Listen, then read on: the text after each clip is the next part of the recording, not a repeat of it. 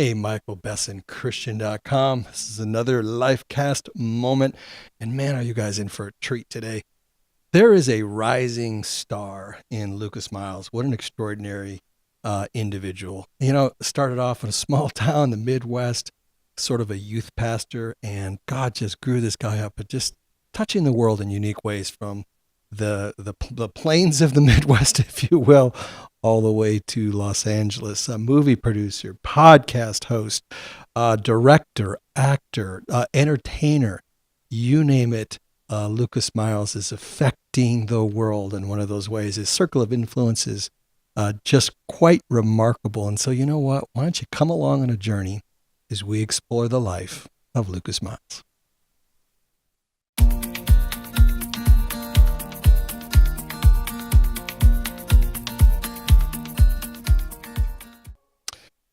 Hey, it is that time again. Michael Besson with Christian.com, ready for our next LifeCast, which is our video-based podcasting program.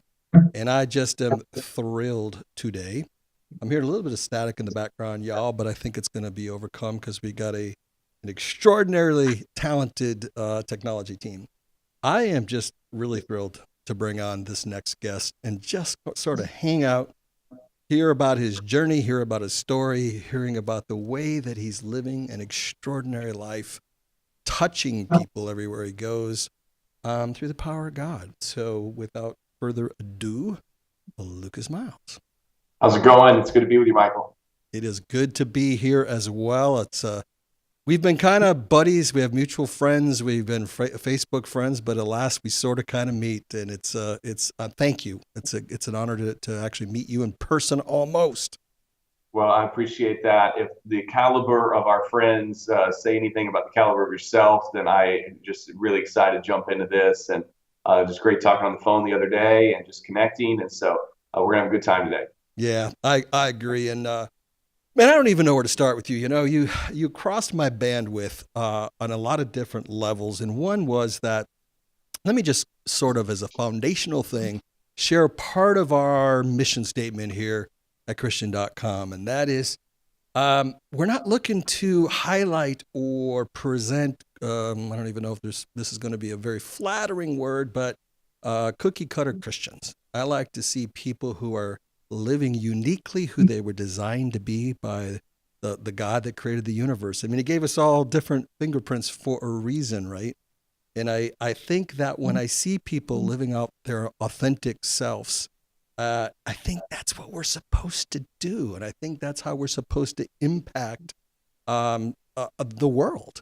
And so when I looked at, as I was watching your life from afar, sort of Facebook and various social media posts and your amazing podcast that we'll get to, I realized, okay, where does this guy start? Where does he end? I mean, you're a pastor, you're an author, you're a film producer, you are all the above. So I want to get to all of that, but can we just start at the beginning? Where'd you grow up? How did this universe unfold to you the way that you're currently operating? And where was the starting point, bro? I always say that I'm a recovering legalist, and I grew up in a Christian home, great parents, wonderful parents that really instilled for me a love for the Lord, a love for the Word. We lived a couple miles from the church that I attended growing up, denominational church. And I was kind of this Samuel figure where if the church was open, I was there, and not necessarily on the front row praising Jesus, but I'd be in the basement playing tag with my friends, or I'd be in the basketball gym, shooting some hoops or something like that. And I actually, as I got older, I started, it was just like a place for me to go hang out. And I broke into the church so many times that they eventually gave me a key. They didn't want me to damage the doors anymore. I love it. And so I just spent a lot of time in the church.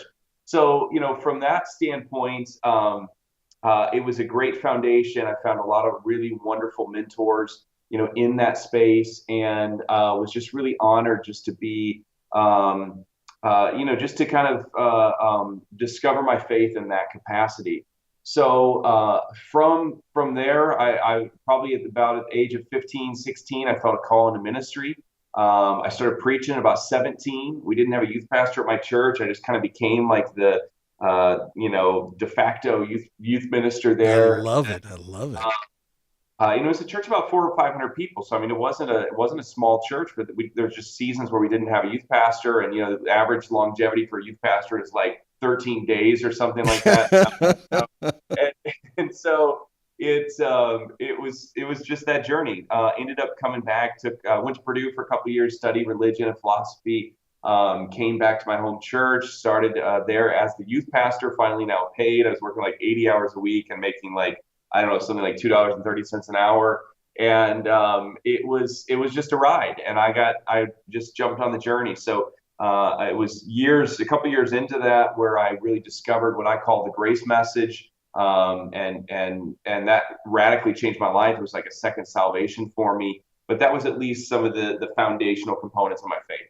Got it. So now it sounds like, well, first off, I want to I want to dive a little bit into, because I think we both probably are aware of some of the statistics about people that are raised up in a level of faith, a level of experience with the living God Yeah. via the death, burial, and resurrection of Christ, and yet they wander off. And so you didn't.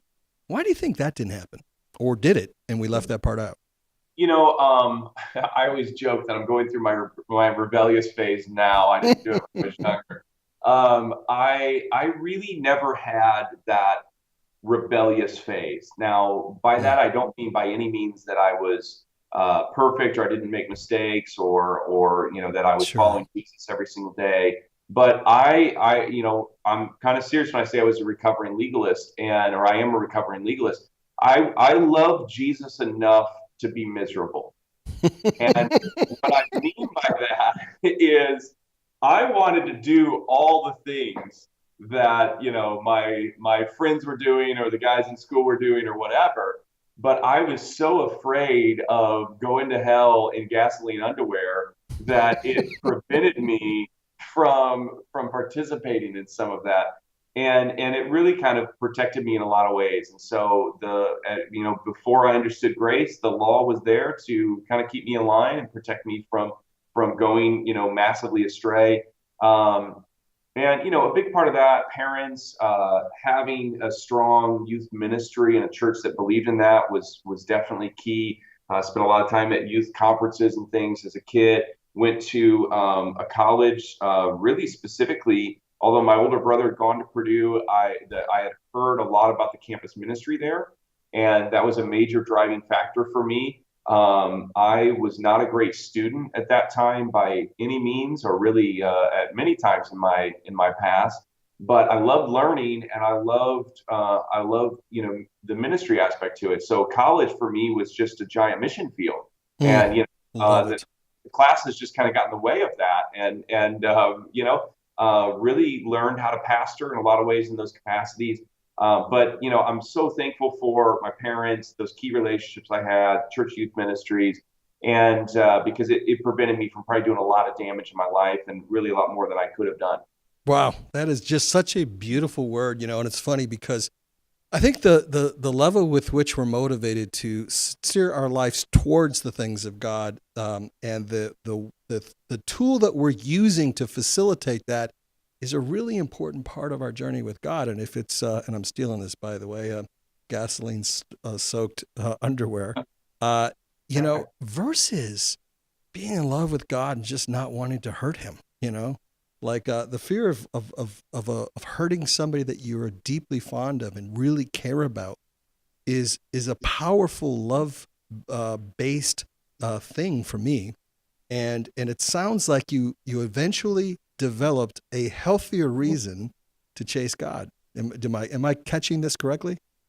Yeah, absolutely. I mean, the grace of God sort of entered my life, and it was, I mean, I mentioned earlier, it was kind of this second conversion experience in a lot of ways. And I got married at 21, so I was Whoa! pretty, uh, Congratulations. appreciate that. Thank you. Yeah, we're going on 18 years right now. Yes. And I can remember specifically driving down the road. I've been meditating on the book of Romans in chapter 2. And, Paul starts talking about all these things that the Gentile believers were doing, that they were exchanging other gods, or, other images for God, and worshiping created things. And he was going on about the Gentiles, those that were kind of in and out of the church, and a lot of the idolatry and the ways that they were just completely rebelling against God, going on to exchanging, their lust for, immorality and all this. Absolutely. And I could just see, in my mind, I saw this, church or synagogue where the Gentiles were on one side and the Jews were on the other side. And it was like the Jews were hearing Paul talk and going, "That's right, you tell them. We've been saying that stuff for years that those guys have been doing."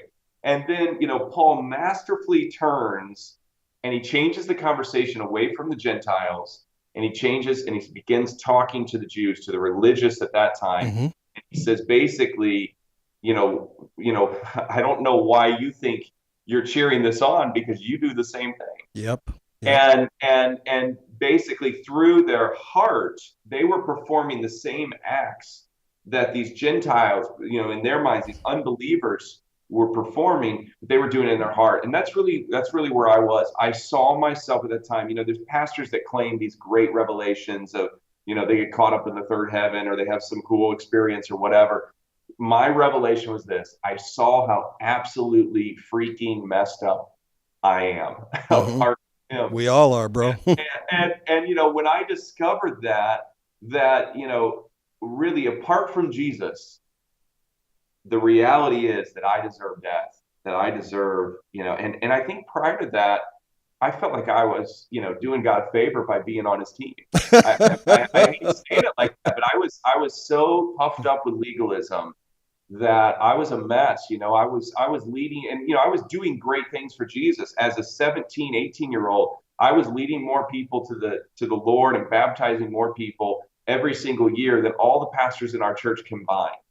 And, it'd be like the next Sunday, and Lucas is doing another baptism, It was, I was going out there for Jesus, but it was in my heart. I don't want to say all the motivation was wrong, because I did love people. I did love the Lord. Oh, I believe that.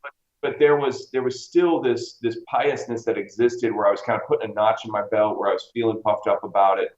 And when I saw that passage in Romans and it hit me, and I realized that without the Lord, like, I'm public enemy number one. I'm no greater than, whether, whoever, Adolf Hitler, whoever you want to throw in that box, apart from the grace of God, that's me.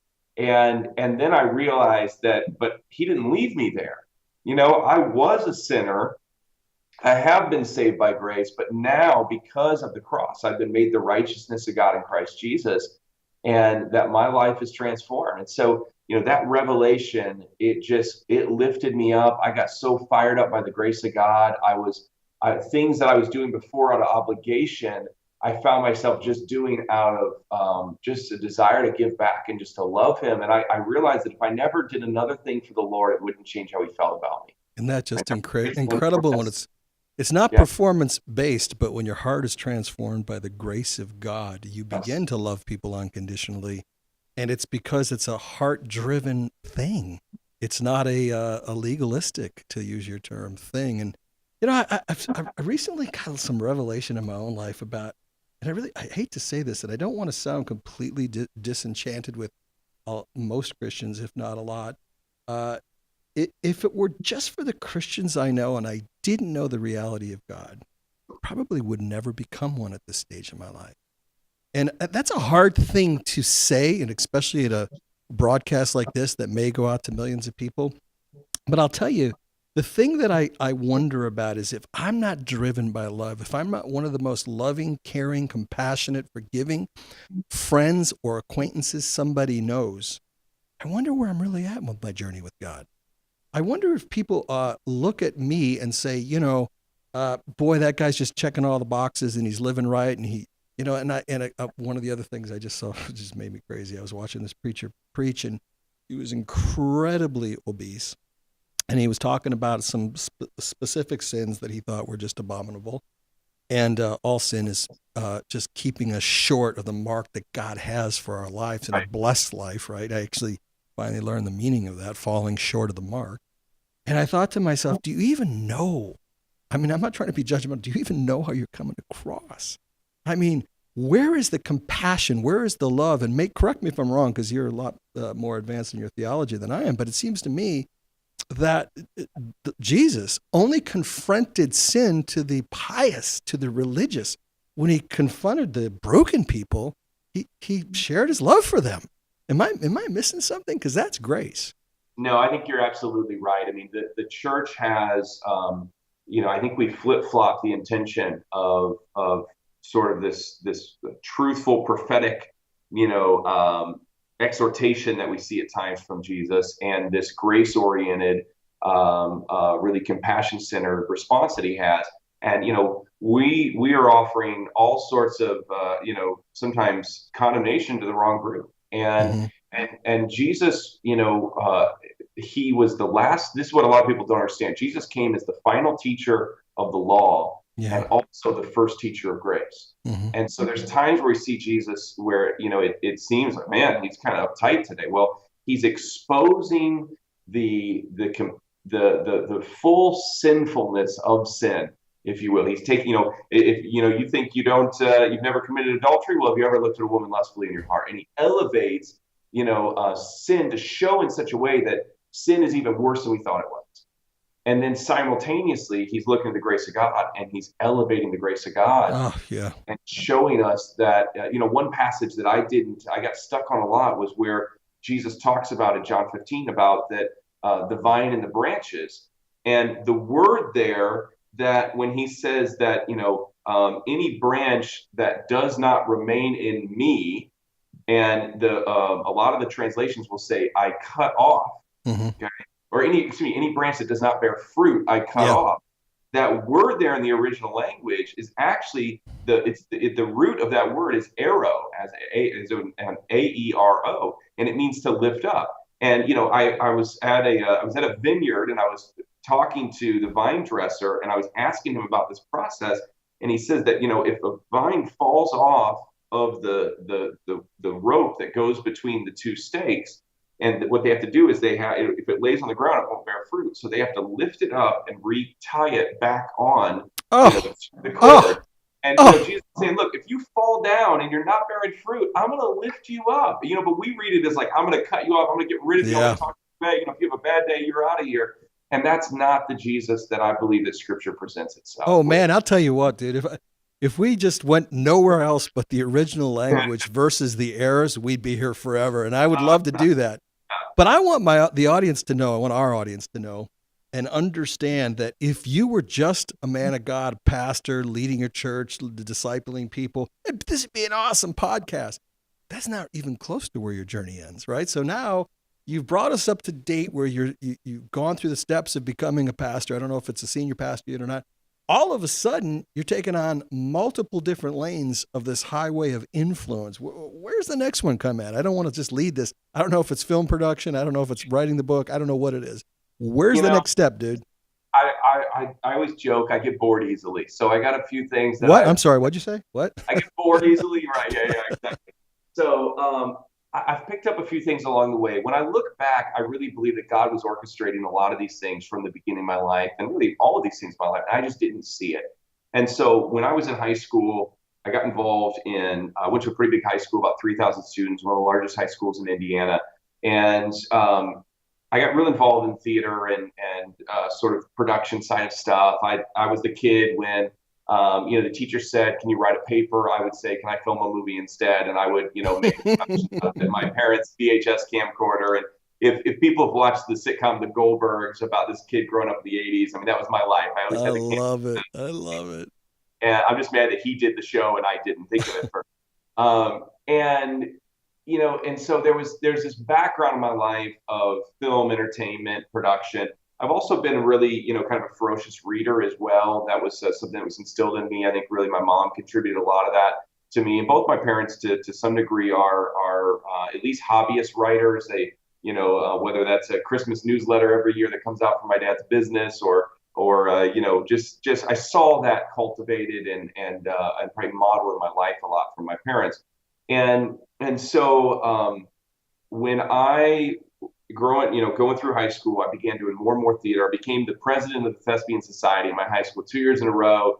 I actually created this event we called it the Coffee House originally, and then they eventually changed the name to the Luke Annual Coffee House. meaning that we would do it as many times as Lucas wanted to do it per year. So sometimes, there's a couple years we did it like 4 times. There's another time we did it twice. Another time we did it 5 times or whatever.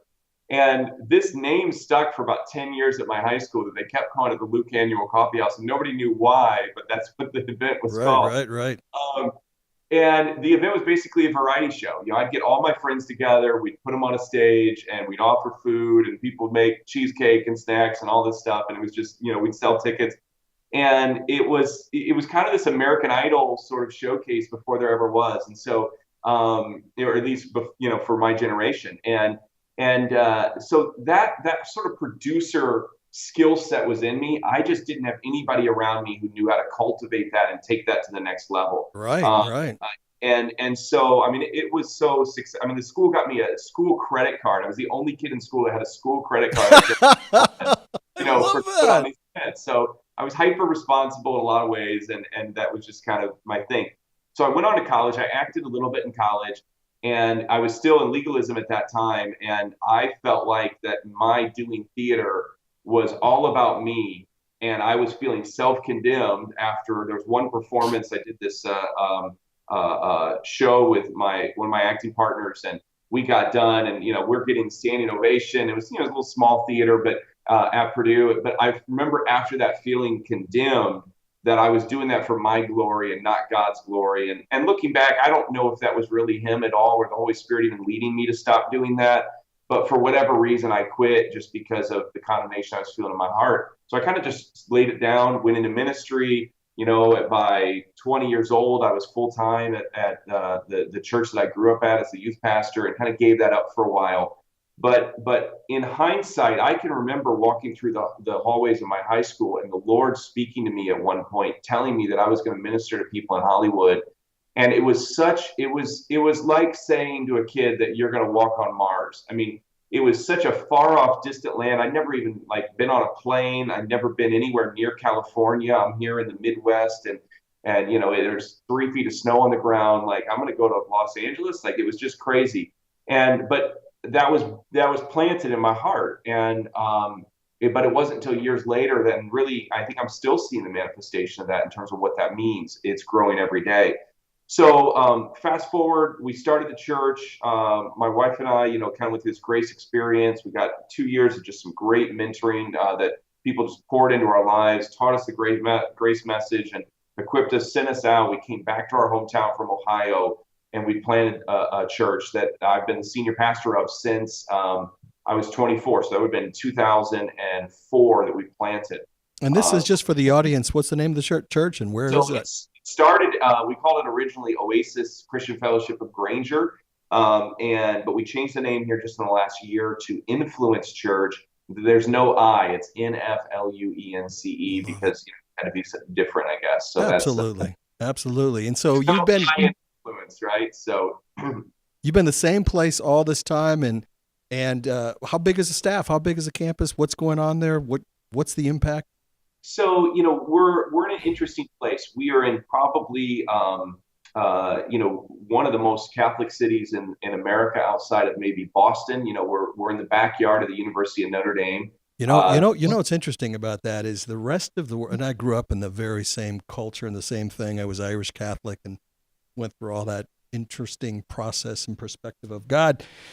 And what's funny is I opened up a business office in Naperville, Illinois, and I forgot the Catholicism experience there. And people that don't live there really don't understand the influence it has over a lot of Midwest people, not just your place. Yeah. So you're in that setting. That's a dynamic. So What happens next? We have a church of about 200 people if we get everybody to wade through the snow to show up on a Sunday morning, and it's been just a beautiful community for us and just home base for us. My wife is very involved. She kind of acts as the executive director, and she teaches and travels and speaks and those things as well. We do 2 services. So we have a 9 and 11 and focus on, live stream is a big part of that. So we're really big on reaching a digital audience. And but it grew very organically.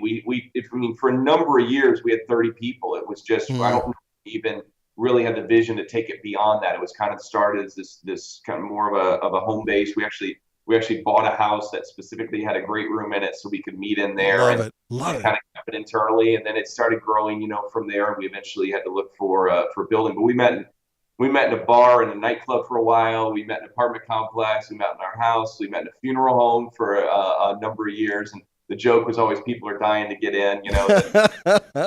I have some funny stories about that, but I'll save it for another time. Yeah, Maybe. yeah. But the church has really become a great home base for all the other activities that we have, and I've kind of been able to cultivate and maybe find a very entrepreneurial side of my heart. So I've always been criticized in the past of you got to only do one thing, and I That's was crazy. pastoring, but I had these That's passions crazy. for other things, and I talk to area pastors, and they go, "You got to pick one. Is it going to be Hollywood or is it going to be the church?" And I've just been so blessed to find people that have what I call those Twitter bios, where it's I'm a pastor, I'm a producer, I'm a director, I'm a writer, and that's really kind of the next gen, I think, of what we're seeing in culture is that gone are the days where somebody just does one thing for their entire life, and we're Big time. multifaceted, Big and time. that's the new normal. And a lot of the disciples had things that they did besides Right. ministry, right? I mean, the model's been there the whole time. So I love this story. Now, it's interesting. My son's an actor. I've been around Hollywood. I've lived in LA. I have friends that are actors, but I really never participated in the process. So in my mind's eye, the producer is kind of the entrepreneur. He puts all the pieces together. Yeah. Is that your primary MO relative to making film? Yeah, so I direct, produce, and write actually. So I have a script right now that's I probably shouldn't say the network that's being considered on it in case that crosses me off the list for some reason. But I have a script right now with two major networks that would become like a movie of the week sort of. It's a Christmas movie, very family friendly. And then we on my first film was called Rodeo Girl. It was on Netflix for about the last 3 years. That just timed out because of the contract that we had with them. And I produced on that, which is, as you're saying, it's finding the funds. It's coming up with. I don't know where you can see it right now. I think I looked it up the other night. I don't know. Can you see what's going on here too in the studio? Yeah. So I looked at the Rodeo Girl trailer, and I'm the single dad of a 16-year-old and a 12-year-old. I've watched more little girl movies than any man on the planet. Your 12-year-old is right in our target market. So. Dude, I was so moved by this trailer, and I wouldn't say that if I wasn't. You don't know me well enough to know that, but I wouldn't. And I went, oh my gosh, I love the plot line. I love the story.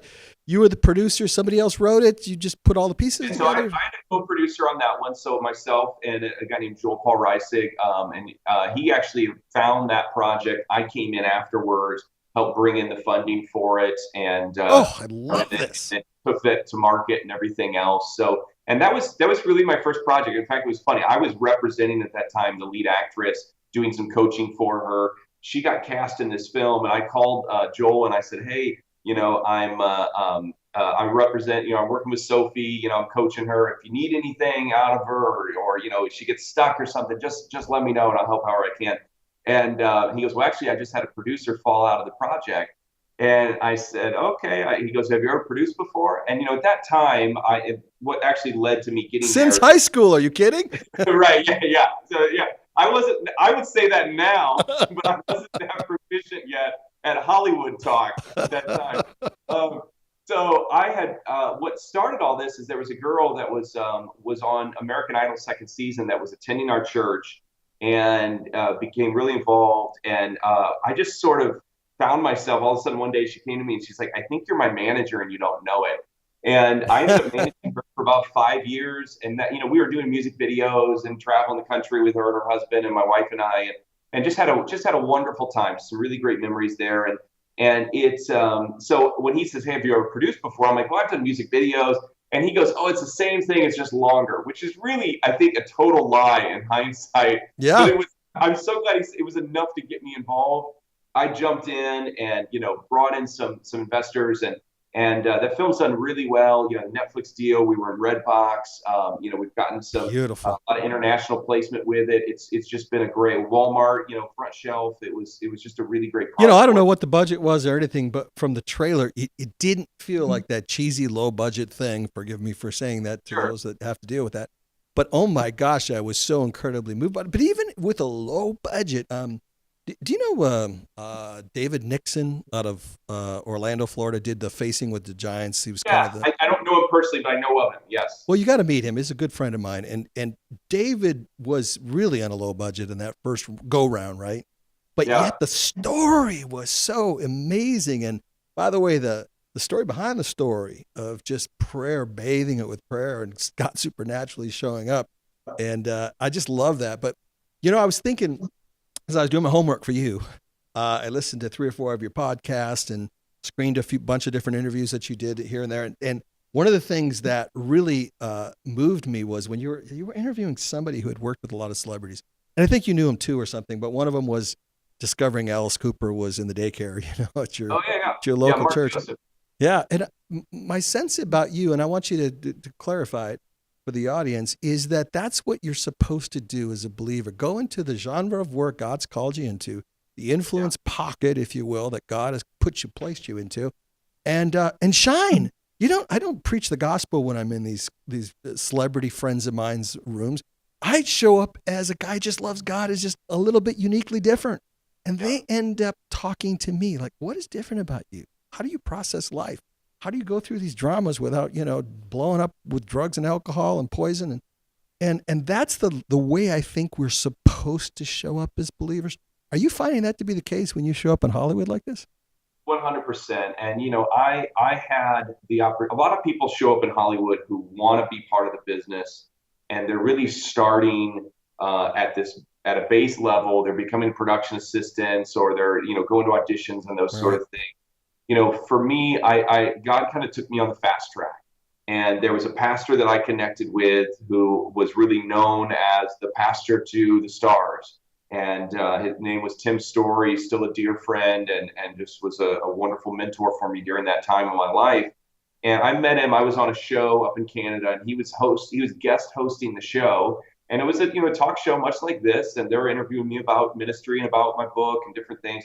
And I'm hearing him talk, and afterwards I thought, man, this guy's doing everything that I'm trying to do. He's just Mm. down the road at it than I am. He was, off, coaching Robert Downey Jr. and Kanye and all these different guys. And I said, man, I would love the opportunity to get an hour of your time on the phone. I said, I'll save up my pennies. I mean, I had nothing going on financially for myself at that time. And I said, you tell me how much it costs and I'll save up, and I would love to do a call with you, do a coaching call. And he goes, I'll do you one better. Buy a ticket to LA. I'm getting ready to launch this Hollywood Bible study, and come on out to it. And I went out there for the very first kind of relaunch of the study. And just right from day one, I mean, he just connected us to influencers, and really just opened up some doors for us that he saw something in us that I don't even think we saw in ourselves hardly. Love the story.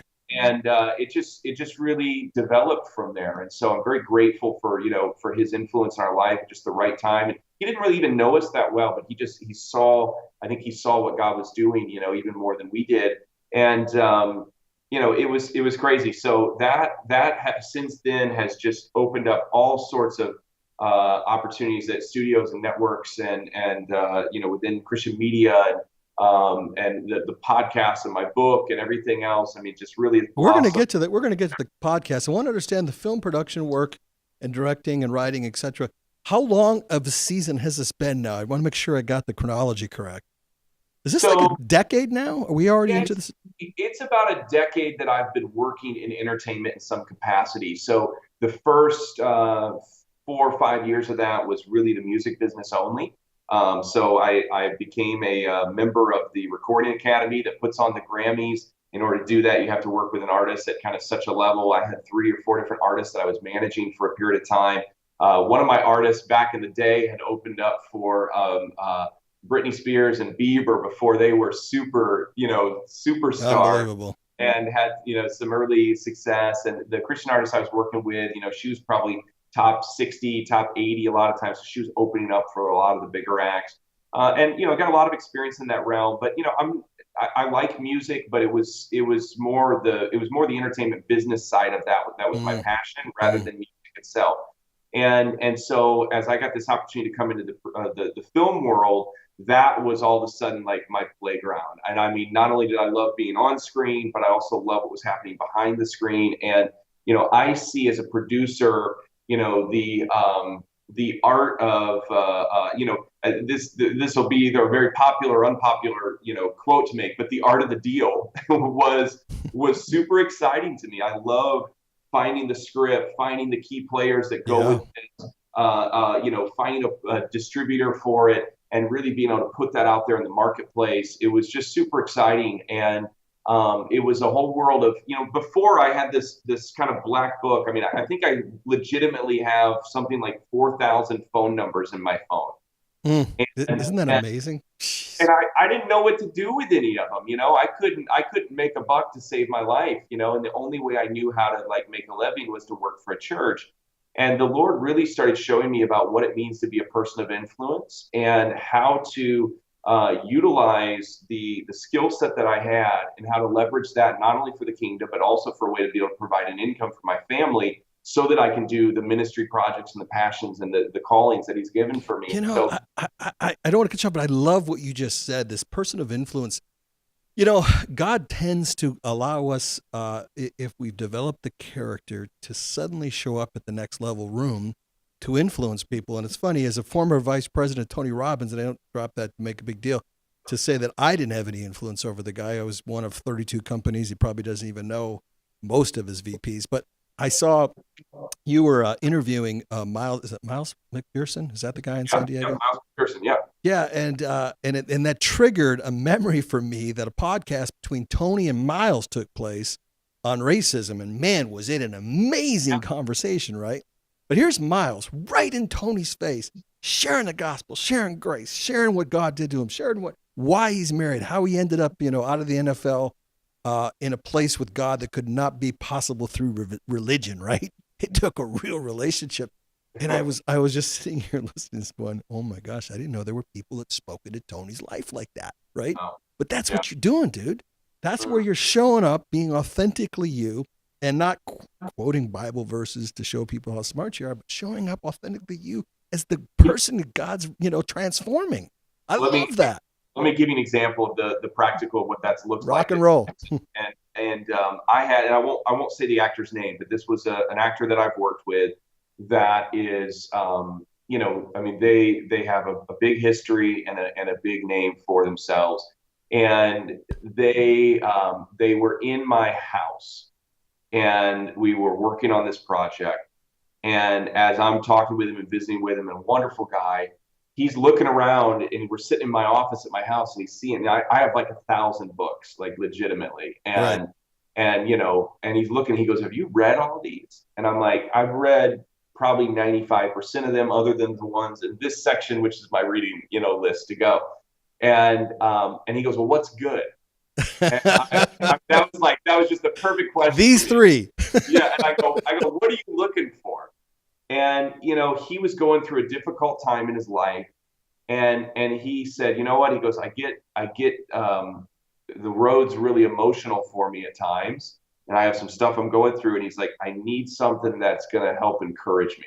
Mm. And all of a sudden, the conversation changed, and it was just like you could feel the Holy Spirit in the room. And I gave him a couple resources. And I sent him out with stuff. I said, "Hey man, why don't you just get this?" I said, "I'll replace it. Just take these, read it in the in the trailer, where you're at, and everything else, just enjoy it." And I said, "This is just to bless you." And I said, "Hey, do you mind if I, shared some more stuff with me?" I said, "Do you mind if I pray for you?" And he goes, like, "What are you gonna do?" And I'm like, "Well, I got this big jar of snakes right here that I'm gonna bring out, Don't worry, they won't hurt us. Yeah. And so I just say, "Hey, I'm just gonna put my hand on your shoulder, and I'm gonna go to the Lord on your behalf." And man, we prayed, and I get done, and he's just sitting there with his eyes closed, and then he goes, "Whoa, that was cool," And it's like I'm. It's not only about those moments, but being able to, I'm kind of like, if you took three or three circles that intersected each other, and one part pastor, one part entrepreneur, one part sort of this film guy. And whenever I can do something that hits all three of those, that really just makes me come alive. And it was just such a cool moment. And we've had the opportunity of having just story after story like that, of being able to share Christ with people on set, being able to just work with people both in the church and out of the church to really, bring Jesus. And I've seen Jesus, show up probably more in Hollywood than I have in the Midwest most days. I mean, it's just crazy. Well, it's interesting, and I don't want to go down that rabbit hole too far, but one of the things I discovered in the Midwest, actually probably rediscovered it, is that people think they're pretty good there. Just, my life's pretty good. I'm not a crazy LA guy. I'm not an eccentric New Yorker. We're kind of, the good people in America, the flyover folks. So we might need Jesus, but not as bad as those guys, right?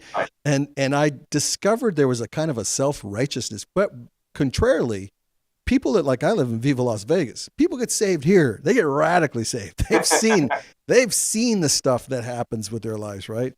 But I was flashing back, and it's funny. I wish more believers would meet people that are, quote unquote, by the world's terms, famous. When I was in my early 30s, I managed the number one selling artist in the world. And for about 2 or 3 months, there was a season on the island of Maui where we just hung out with some of these people I'd idolized my whole life. Like, I'm talking A-list rock and, like you, I'm not going to name the names, but A-list rock and rollers, a couple of A-list actors that were in the biggest shows, and we're in this back of this limousine. And everybody started talking, and now I know them, and now I realize, I remember the moment that it was like the Wizard of Oz, the screen came down, and I went, that's it?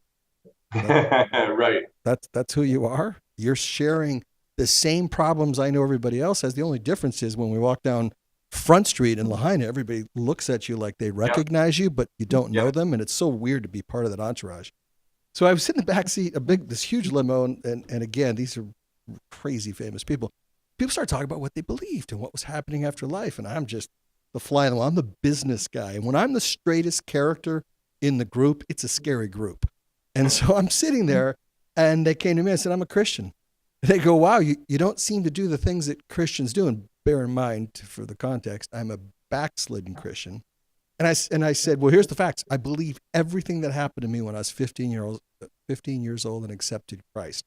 I believe that it literally, no matter what I try to do to outrun this God thing, I can't do it. I just haven't learned how to live it yet, and I'm still working on it.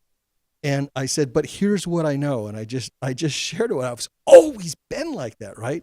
And I thought to myself, there needs to be more people in those circles that realize it's just cloak and mirrors. It's not real. It's an illusion to think they are anything but another human being living on this earth, going through the same journey we're going through. I mean, when you get to that point, isn't it just like talking to anybody else? It's so true. It's so true. And I think that is something that people miss. There's the first initial phase when you maybe meet that, the famous person or that idol that you've had that you've always wanted to meet. And, one of my mentors always says, you never know how you're going to respond at that moment. You think you're going to be able to hold it together, but a lot of times you freak out, and you got to go, okay, step back a little bit. We're going to be okay here. And, but after you kind of are in that space for a while, you realize that people are people, and, that there might be this facade that's in front of them, but in reality, sometimes they're hurting even more so. I have a lot of theories on developing on kind of why sometimes that it's so difficult for celebrities to be discipled. And I think that that's something that is a very, the more influencers that develop, and now that influencers aren't just in Hollywood and DC anymore now because of Instagram and YouTube, they're anywhere, everywhere and everywhere. Yeah. Down the street that's got 500,000 followers on YouTube. And so, but how do we minister to those people? And I think that the church has to really key that out better. And I think that we have to become more skilled at ministering to people of influence. And what that means is we have to become people of influence ourselves in order to properly do it, because there's walls that are up. There's when you are a famous person, you're not sure who you can trust. Everybody wants something from you. And so it creates this sort of guard that you Oh, have to absolutely. keep. Yeah. And most people aren't equipped to deal with that. And I've discovered that if I just show up authentically me and only wanting to add value and take nothing in Yes. return, there is a transparency and an openness that just comes as a byproduct of that, and the relationship develops a lot. I just don't want anything. Everybody else does. I just don't. Yes. You know. So I want to segue into this and into your book. And by the way, before we even really got to know each other, you just randomly blessed me and my significant other that I've been dating for 2 years with a copy and signed. And thank you. That was I don't think you knew anything about me. Just randomly did it. I was And happy to do it. yeah. So, my pretense, my prelude to this is that I believe, well, there's a very, I don't know if I like this analogy, but I'm going to try it out, see how I like it. There's a guy in business that's, kicking butt. I think he's a worldly guy. I don't know where his life is at with God, one way or the other. It's not my point. But his name's Grant Cardone. Have you ever heard of him? Yeah, absolutely. So Grant and I have the unique award-winning thing that we're two of the most stolen faces on the internet. So the African organized crime has taken hundreds of photos of ours and went around the world. Mine's 4.5 years old. So every year I get contacted by thousands of victims all over. I have anti-scam people. I have, and so does he, that try to help. We talk to legal people. We've been on news shows. It's crazy, right? But I thought to myself, if people really knew who God really was versus the false images, they would just be so enamored and so enticed and so drawn to the true nature of God. The deception lies in this Grant Cardone analogy that you could look at 1,000 pictures of me with 1,000 different names and you'd never really know who I am to evaluate if you like me or you don't like me or you think I'm a good guy or a bad guy. And I think what happens with God, I think this was a tactic of the enemy, that we're so deceived. We call them different denominations and different sects and different cults, but each one is just a different distortion of who God truly is. And if we understood, and this is where I'm leading to your book, that God is not only a good God, he's a loving, he's chasing me to prevent me from doing stupid stuff. He's wanting to bless me. He's wanting me to be fruitful and multiply in an extraordinary way. He's wanted me to not live with heartache and depression and anxiety and worry, right? And if the world knew the true nature of who God is, there would be no pushback. Where am I wrong?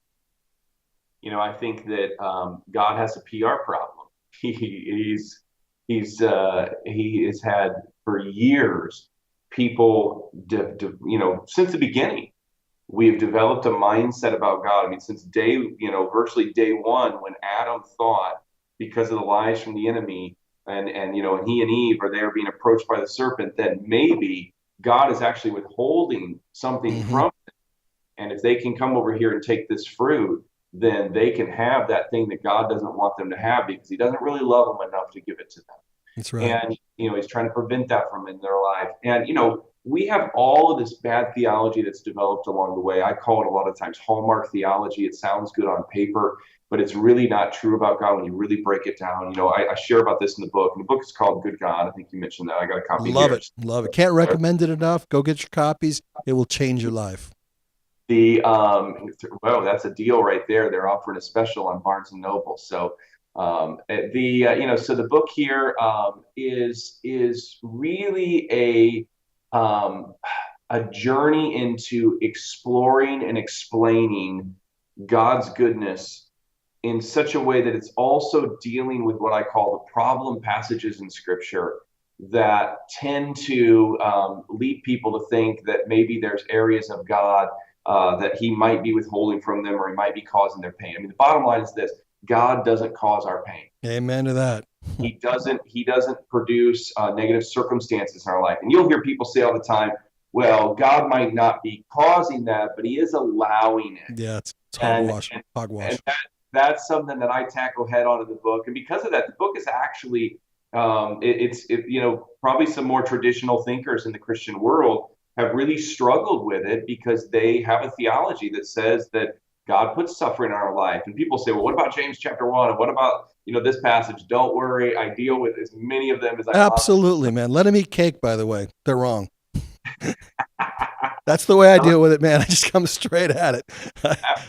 Absolutely. And so, the book is it kind of builds upon itself, really answering it's a modern answer to the problem of evil that's existed for a long time, which is if God is good, then why do bad things happen? That's right. In the past, it's been answered mostly by people saying, well, he does them for his glory. And I believe that is one of the greatest misunderstandings about God's nature. And that when you actually understand God's glory, you understand that God, because of his glory, would never do anything that would cause harm to us. And, when bad things happen, here's the big shocker. We hear all the time, God is in control. You know what? I'm glad you brought that up because I was reviewing your lot of stuff, doing my homework, right? And I saw this interview with you, and I just love the way you nailed it because it's one of my pet peeves is when you say that to me, and you think you have a relationship with God. I want to smack you so hard because God is not in control, period. In fact, the Bible says in 1 John chapter 5 that the whole world is under the control of the evil one. Yep. So actually, if we say God is in control, we are actually violating the word by saying that, no, I don't believe what the word says here. I think God is in control, not the evil one's in control. Now, people freak out about that. What does that mean? Don't worry. God is sovereign over the events of time as a whole. And there's a difference. And there will come a day where he's going to call the chips due and he will return and he's going to set everything right. But the reality is that we live in a time of grace and really liberation of man that we are able to choose at this point in our lives if we're going to follow him, we're going to follow the enemy. And because most people have chosen to reject God and they're following the enemy instead, and as Jesus's words that, basically Lucifer, Satan is your father, because people have that mindset that it allows Satan to exist with an element of control over the things and the affairs of this world that, we as believers are not subjected to, but this world is subjected to. And so the things that happen in this life, the negative events, it might be our fault. It might be somebody else's fault. It might be the devil's fault. It might be natural circumstance. It might be some sort of, might be the fallen world. Fallen world, yeah, weather conditions or something like that. But God didn't break the levees in New Orleans. God didn't send Hurricane Katrina. God didn't knock over the Twin Towers. People got in an airplane with vile intentions and set a course, to be able to do that. And so, we see all this, and the goal of this book, Good God, is to really free people of the negative and sometimes the subtle negative thoughts that they have about him so that they can actually get those out of the way to start having a real, unfettered relationship with him. Man, I love that. I love your heart, brother. I just want to just tell you that as just another dude, man, on the planet Earth. I just love your heart. I love your compassion. I love the way that you're allowing God to direct you in all these different areas of influence that is just so badly needed. And you and I both share one of the mentors of my life, Jim Richards, and I think he's had a degree of influence with yours. I was sharing to him, not only is it a PR problem, but it's a language problem in reaching people who have a distorted perspective of God. And here's what I mean by that. I said, we have these Christianese, we just, theology. This is my theology. Well, it's really just a viewpoint, a perspective, an opinion on what is true with God or isn't true with God. And I said, and I think what's happening is, at least in I like to make things really simple. When Jesus approached the woman on the well, he talked about water. He spoke the language, talked to fishermen about fishing.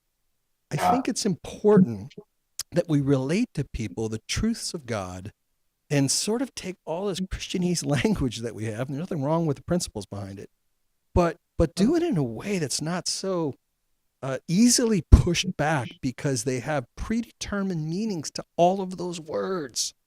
And it's from the distortion perspective that they have of God that they've acquired those wrong definitions to start with. And so I just love people that are going out in the world and making an impact and doing it in a unique way. Because I think I mentioned this privately, or I think it was privately. One of the clients that I had is one of the largest ministries in the world.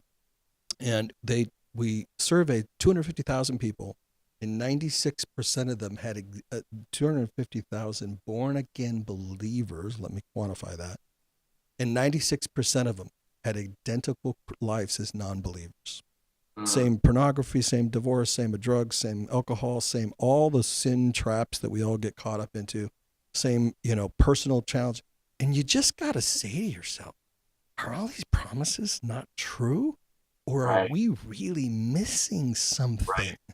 And I would argue that we're missing the truth of who God truly is and the journey of heart transformation, you know, because the longer you spend, the more decades, I'm 61 years old, the more decades in life that you spend away from the things of God, the more damage is caused to your soul. And when you understand that needs to be healed, you need to walk that out. It's a whole different journey, man. Every day I get more excited about walking out this wholeness journey and the responsibility I have in that process. So true, so true. And I think about, this language idea, as you're saying, and I think that we get held up on these words. Even one of the central arguments, for lack of a better term, in the book of in my book, Good God, is I dive into the book of Job. And in the book of Job, in chapter 1 specifically, and for most people, the book of Job is about how God sometimes will put you through this difficult time, take you through the desert season or something like that, but don't worry, he's just testing you, and then he's going to bring you out of this on the other side. And I say that theology, it's like a New York City police officer that plants a bomb only to be the one to discover it and be held. That's right. That's right. I mean, that's sadistic, that God's going to create a problem just so he can save it and get all the glory. Start at chapter 37 and then go back and read the first 36. That's what I tell people to do. Exactly. So, I've taught the whole book of Job in like 3 minutes before. And, what we see in chapter 1, even, when the enemy, it says that Satan appears before God, and it says he's been roaming back and forth across the earth, and basically, sifting. God challenged him. He goes, "Well, what are you doing?" And he goes, "Well, I'm looking for somebody." And then God's response is, "Have you considered my servant Job?" And I got stuck on this because I see throughout all the scripture, I saw the grace message so clearly into the book of Job, and I got stuck. And I was like, okay, if this God is the same God as either this book doesn't belong in the Bible, which really messes me up, or there's something we're not understanding. And it's the freaking oldest one there. Yes, yeah, exactly. If that's a problem, then there's a big problem. And so as I started diving into that word, I actually met with a Hebrew linguist from a university up in Toronto, and he had been studying biblical Hebrew for years. And I sent this to him, and I said, look, I'm not going to tell you what my theological take is on this. I just want to understand, because I don't want to skew anything. I just want to understand, what does this word here mean? And he came back and he says, that word there for have you considered is, he goes, a lot of times people read this as a suggestion. He goes, but actually it's closer to an accusation in the original language. And it would be like you being out at, I'm out at a restaurant or a pub or something with my wife, and somebody, looks over, and I see them checking my wife out, and him doing this all night. And at the end of the night, I finally walk up to the guy and go, hey, buddy, why are you checking out my wife? Yeah. Are you looking at my wife? Yeah, in a protective manner, in a caring manner, in a loving manner. Are you looking at my wife? And for, versus the way that it's been read is that God's going, oh, you're trying to harm somebody? let me find his name. Yeah, I know. I got Joe. Would you like to do that? And it's such a backwards view of, and just a wrong view of the love of God. And then it goes on, and I share some more things throughout the book of Job, but where people just get so stuck in that language that's presented, we don't understand the original meaning, and some of the choices that are used are not the best, all the time presenting that. And so it's a powerful read. So anybody who's stuck on those issues of why do bad things happen, or I've gone through some tough times in my life, and I've maybe created this theology that it was God trying to teach me or test me or tempt me with something, I really highly recommend. Man, I'll tell you what, I want to overstate it, absolutely overstate it. Get this book. And because it changed it. I'll tell you, the biggest breakthrough I've had in my life is to realize, and I think, I want to make sure I say this right. There's a whole lot of really well-intentioned pastors who learn from well-intentioned Yes. pastors who learn from well-intentioned theologians in a lot of Bible schools the wrong things and pass this down. And when I had this breakthrough, oh my gosh, God's not schizophrenic. He's not like crazy angry in the Old Testament and this loving God of grace and mercy in the New, because you can't be that, right? Here was my breakthrough. Anytime I see something contradictory to the total loving God that I now know exists, it is my current lack of understanding, either context or the original language or some stupid way somebody presented it that's stuck in my brain. Because as soon as that gets cleared up, it's always the love of God. It's always the grace message. And all that the New Testament did is deeper revelations into the true nature of who God is. Everything that is said in the New Testament was actually said in the Old Testament, just in ways that were improperly taught to us. And I'll tell you what, man, what a big breakthrough that has been in my life. So one of the things we try not to do here, and we did a little bit of it, is we try not to dive into theology. And the premise of this, the foundation of this conversation, how we got here, is if people knew who God really was, they would just be in awe. They would love him. They would freely drop their garbage. There's a metaphor. I think it's true. I've heard it enough where you almost have to believe it's true. But how they catch monkeys? You know how they catch monkeys? I haven't heard. Supposedly they're in Africa, they drill a hole in the tree and they put inside of the cavity, they put peanuts. And when the monkey grabs them, they just love peanuts. It's their favorite treat. And their hands are so big filled with them, they don't let go. And they can't get their hand out. And they just walk up the net and they sell them to zoos. And that's how you catch monkeys. And I think there's so many times we just got our hands on the stupidest thing. And freedom and an entirely different life is just letting go and go, God, is this really you? And to me, again, I don't want to go down the theological hole because we try to do that here. But in James 1, it's just anytime I'm tempted, tried, stressed out at all, I have a lack of wisdom. I just need more wisdom. I used to have a PhD in foolish behavior, and I'm really trying to get rid of that. I'm not proud of that at all, right? I want to switch that over. So, all right. Well, hey, before we let you go, what's next? What's on your plate? Where are you headed? Well, I also wanted to ask, are you part-time in LA? Can people see you in LA, or do you just commute back and forth? I'm back and forth, but I mean, I'm back and forth in the neighborhood of about once a month or every other month, usually for a week or two at a time. So, okay. I'm out there enough that I have a car out there periodically, and kind of taking it back and forth and stuff. So, Influencer is the place people should get a hold of you if they want to reach you. Yeah, so they can go to Influence Church. They can also go to lucasmiles.org. Our production company's Miles Media Films. If you got a film or a project you want us to look at, and you can check that out there. I'm pretty easy to find on social media. Instagram, I'm at Mr. Lucas Miles. Twitter, just Lucas Miles. So. I don't want to. Actually, I forgot one more thing. Talk to us about your podcast. I want people to search you out. I have listened to half dozen to a dozen. Unbelievably powerful. You are a master at this, far better than me. And I cannot recommend these enough. I think you're at number 90? Yeah, 88 right 88. Now. Yeah, I got Michael W. Smith is 89, getting ready to release. So I love it. it. So we've the podcast has been incredible. It's called The Lucas Miles Show. It is hosted by FaithWire. FaithWire is one of the leading Christian news platforms. Yep. A couple million views a month. It's also on iTunes. It's on Stitcher Radio if you don't have an Apple phone. The show is really about influence. It's about talking to various people within, whether it be in entertainment, Christian media, Hollywood, politics. Had a few sports figures on there in the past, athletes. That it's really talking about people that are in everyday, kind of influential situations, about how their faith has impacted their journey to success, and hearing their story, what's going on. I mean, a lot like what we're doing here. I'm just used to being on the other side, of this and trying to dig these things out of people. And so we've had on the show in the past, guys like my friend Stephen Baldwin, who's just been an incredible friend of the program and blessing to us.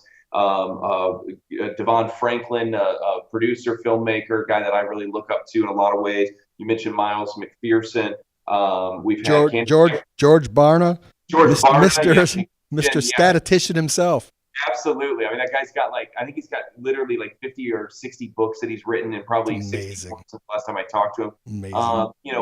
We've had just some incredible guests: Andrew Womack, Dr. Jim Richards, you mentioned, Candace Cameron Bure, Kathy Lee Gifford has been on the show, Mario Lopez, who was Saved by the Bell and now Entertainment, Yeah. just some incredible guests. And so we try to strive for a weekly release on that. We're a little, we have a couple little thinner at the start of this year as we're gearing up for a big event where we're going out to Hollywood and getting about 20 interviews in 1 week. And then it'll be really great. So, but yeah, check that out. It's the Lucas Miles Show. Download it, listen, and we do predominantly audio. So every now and then we'll get a video guest Right. there, but it's mostly audio. So if you're hitting a treadmill or you're driving in the car, jump on there. And I think there's really something for everybody. Mary Hudson, who's Katy Perry's mom, has been on there. Yeah, you guys sounded like you were really good friends, and her daughter and my what was once my stepdaughter went to school together here at a Christian thing, and so they're from Vegas originally, I believe. Yeah, yeah. Because So, I know Katie was here, so I assume they were. yeah, they spent some time in Nashville early on in her career, and they moved around a little bit. And they've been incredible friends. My wife has traveled with Mary, and I actually have a conference coming up in Hawaii here, I believe next month, and it's just been really cool just to have them in our lives. And I think Chrissy and my wife Chrissy and Mary Hudson they've been to Malaysia together, Singapore together, traveled all over, and they're just wonderful people sharing the gospel. So definitely recommend. And I just love the fact that there's solid believers behind a lot of people that I'm just going to throw it out there. A lot of Christians probably judge, and by the way, we shouldn't judge anybody, especially if you really know what the word judgment means. Yeah. The difference between discerning right and wrong and judging people, right? But Go ahead. one of the things that there's an amazing group. Oh my gosh, they're in Indiana now. This time, think about it. I got to introduce you to a husband and wife that are just setting the world on fire. God's using them in amazing ways. Anyway, they were invited to Nashville. I'm going to be really careful here not to say the wrong names. And they said, hey, there's a music producer and he loves your ministry and he just wants you to go to his Bible study. And they walked in, and a couple of the mothers of some of the most famous people, music-wise, in the world were in that room, and they were a little taken back because I guess it's a secret. But anyway, they asked this couple to lay hands on this mother of this very, very well-known celebrity, and she agreed. And the power of God hit. The whole room changed, and he goes, it's just so neat to just be used in such profound ways to pockets of influence. And yeah. I love that about your story, man. Just love that. When are you coming to Vegas? Man, I need to. I actually have an artist I'm working with there in Vegas, who doing some kind of connection work for them, and I love Vegas. It's literally one of my favorite cities. I love hotels. I love the whole experience, and just the entertainment side of it. Some cool stuff happening there. There's some really great churches in Vegas as well. So. Oh yeah, there sure are, man. And we got to have you in the studio when you're here. We took Joe Rogan's sort of format and just killed it here. I mean, this is really, really nice inside of here. That's cool. I'm very thankful to the founders of Christian.com to give us this opportunity. So you will be here. And just before I let you go, and I know I kind of already said that once, but what's next, man? What's the next best part of your journey? So I get kind of two major things that we're working on right now. The first is we're finishing up a film called The Penitent Thief. It's our executive producer is Don Willis. He was with Walmart as an executive for decades.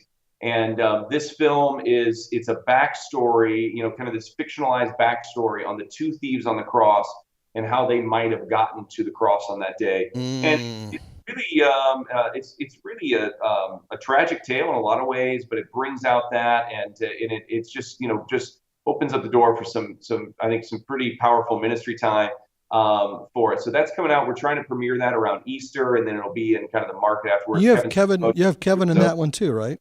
Yeah. Kevin's a good friend and just jumped in on this one as King Herod, and James Rousseau, who's been in like 200 films. He's done a lot of stuff with. You see him in the mobster movies and different things. Jay Giannone, the main the Penitent Thief.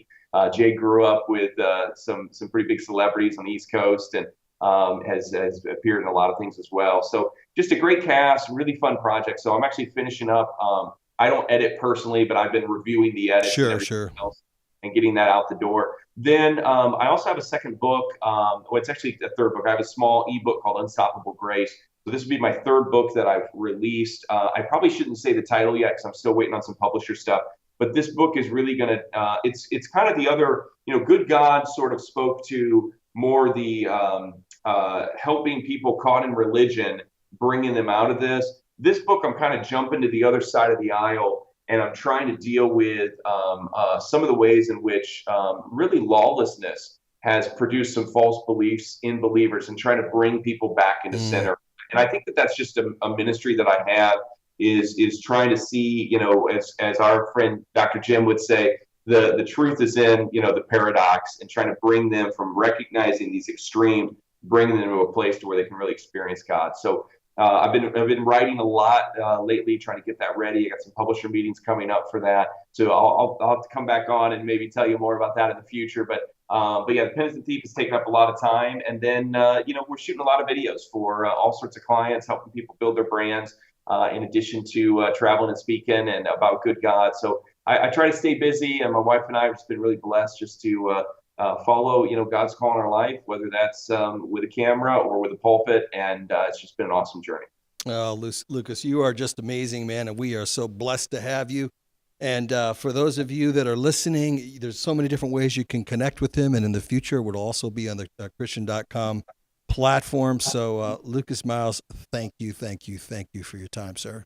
It's my pleasure, and thanks to Christian.com. All right. Hey, and until our next time at LifeCast by Christian.com, this is Michael Besson saying, remember, your best life starts here.